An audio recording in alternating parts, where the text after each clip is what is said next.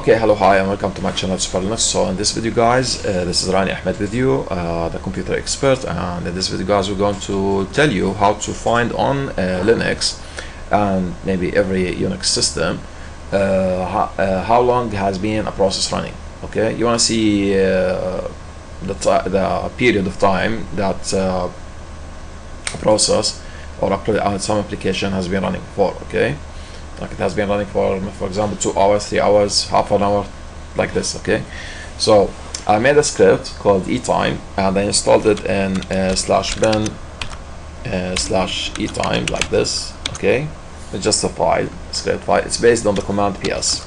Okay, now next I'm gonna show you how etime works. So etime, okay, you can copy that script if you want. Okay, just type it. I want you to type it. I want you to read the scripts and type it with yourself so you learn shell scripting. Okay, I'm not gonna share it. Okay, it's very easy to be copied. Okay, so this is etime. So when I type etime, like black, like nothing with it. Okay, so the command should give you those lines. Okay, which means there's nothing written in front of the word etime, which is the command, and the usage should be etime and a list of application names, or if you want to say the processes, okay, as they should appear in the word in the command top. So if you type top, you'll see the whole processes running on my system. So those are the applications. Okay, the command, the field here or the column here called the command. Okay, I press Q to quit this. The top. So if we go to etime like this, it will give you this those two lines. If I type etime and find how long it has been, for example, Xorg and Apache and MySQL server, okay, has been running. So let's clear this and then like this. Oh, that's too big. Okay, let's Control L.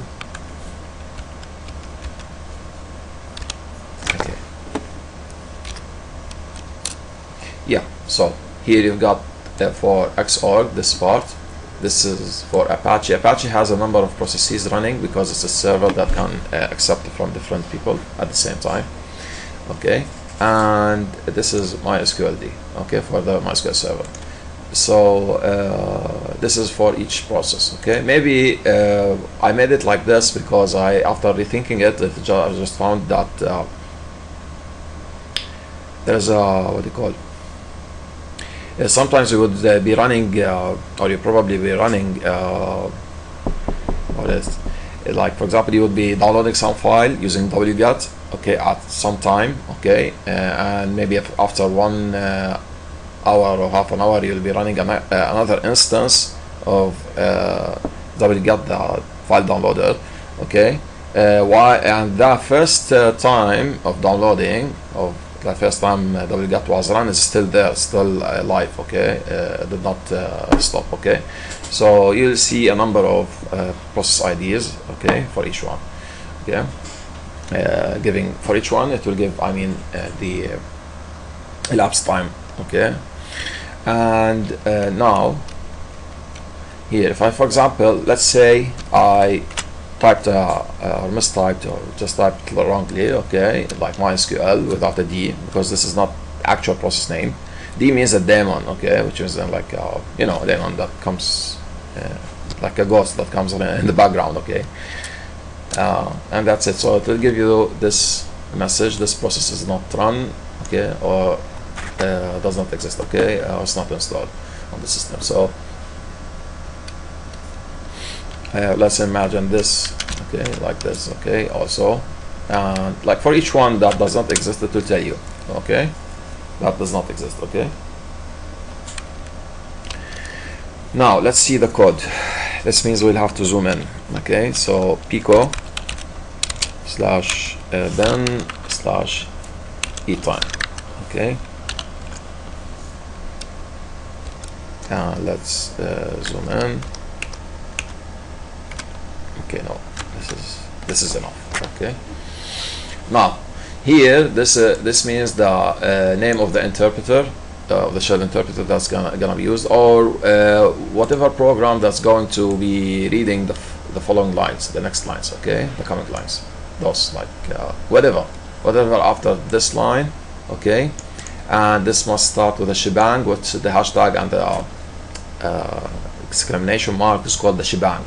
So whatever after the shebang, okay, will be a program that's supposed to read the following lines as one file, okay, and it will be its input, okay.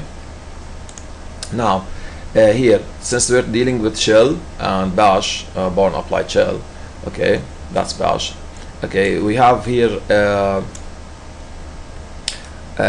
variable called input, which will take the $at. $at means see, when we wrote here like this, so when I put, for example, like this, it's a command, okay. So when I type the hashtag alone, so in the shell, if you type etime and whatever comes here, the m's here, whatever, okay, those are collected inside this and gathered, okay, inside this variable called $at, okay. Now so here in the next line, we're checking in the if statement here, we're checking whether input is a zero string, has nothing, is an empty string, okay. So if it's an empty string, okay, this means that we should not proceed, and we should tell the people who are using it that how to use this command, okay. And then, okay, after telling them, okay, of course we must exit the whole script, so that's why I put exit here, okay. And phi is just for the sake of ending the if statement, okay. Now here, for each word inside the $at, okay, inside the $input is the same, $input and $at are the same in this script, okay. So for I in $input, okay, I will take on each turn on the loops, okay, it will take one word inside the input, okay. And here, for a single word inside this list of processes, okay, we'll find the processes IDs, okay, process IDs, I mean the process IDs, and then if minus z $PID,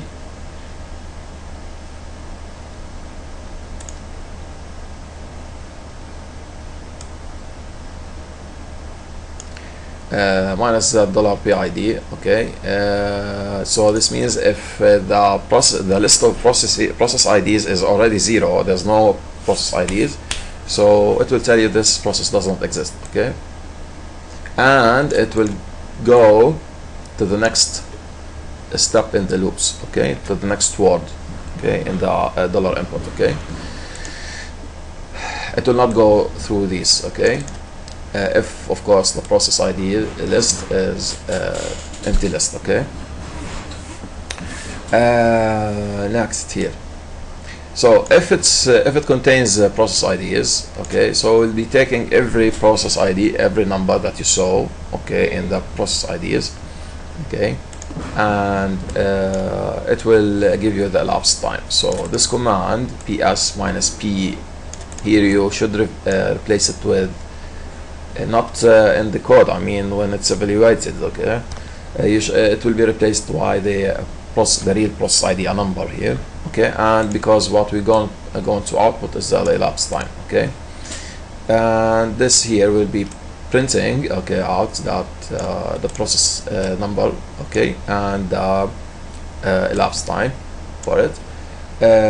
Here we'll be printing the process name, okay. And then we print the process IDs with their elapsed times, okay, for each one, and that's it. You go to the next one and the next one and the next one until the end, okay. Then you find them, finish them, okay. That's it. This is the script, okay. I hope that you enjoyed it. Please subscribe to our channel. Every Saturday and Sunday, guys, we have at Beirut evening, okay. Beirut evening time, we'll be having a live session if you want to ask me and consult me in everything called computers and programming and etc., information technology, and astrophotography and microscopy. Okay, thanks for watching. Bye.